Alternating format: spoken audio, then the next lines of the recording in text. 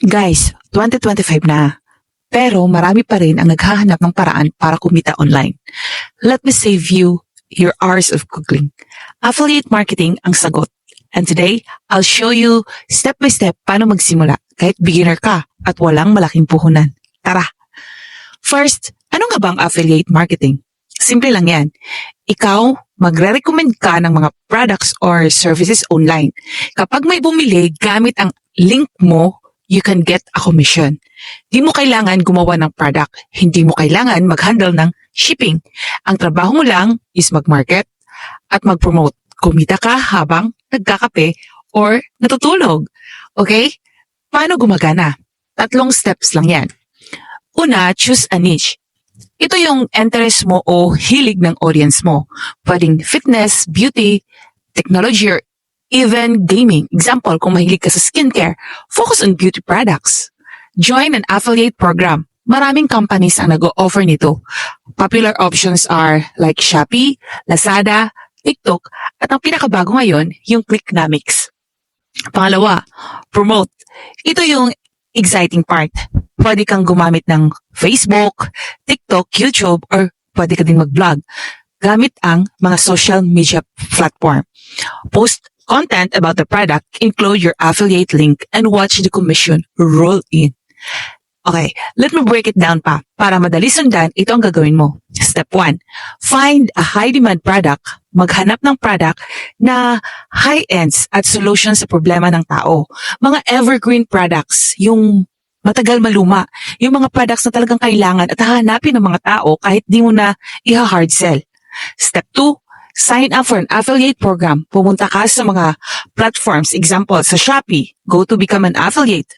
Sa TikTok, explore affiliate program sa TikTok Shop. Ang dami kang pwedeng malalaman doon.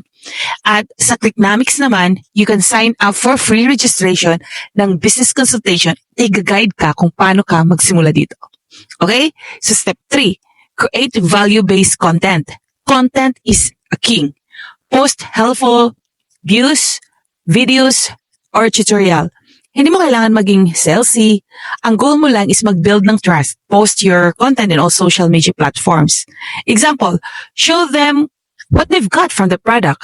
Unboxing and review ng mga product na ipopromote mo. Post mo yung experience mo and add your link. Step 4, drive traffic to your link. Use free traffic sources like social media. Or kung may budget ka, you can try paid ads. Sa Facebook, meron. Pero sa simula, organic muna. TikTok and YouTube Shorts are perfect kasi mataas ang reach nila ngayon. Step 5, analyze and improve. Tingnan mo kung ano yung gumagana. Kung walang bumibili, baka kailangan mong i-tweak ang content mo or mag-shift ng niche. Maghanap ka kung ano yung niche na talagang in ngayon. Ang maganda dito, mabilis ang mag-adjust. Quick tips para maiwasan ang beginner mistakes. Walang niche. Huwag mong subukan i-promote lahat ng products. Focus on one. Isang kategory para alam ng audience mo kung bakit sila magtitiwala sa'yo. Over-promising. Isa yan sa pinakawag na mong gawin. Huwag kang mag-exaggerate at mag-hype ng mga product. Kung ano yung totoo, just be honest about the product.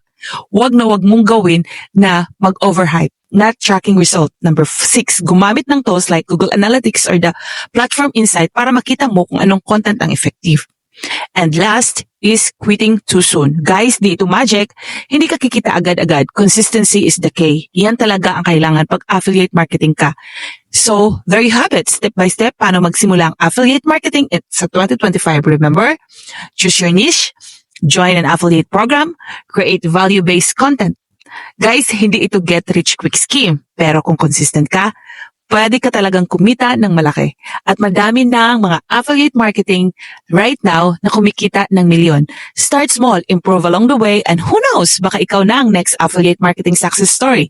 So if you found this helpful, share this video, follow me for more tips, and taking action today. Start taking action today. Success equals start now, plus learn, plus consistency. Follow for more. Okay? Bye!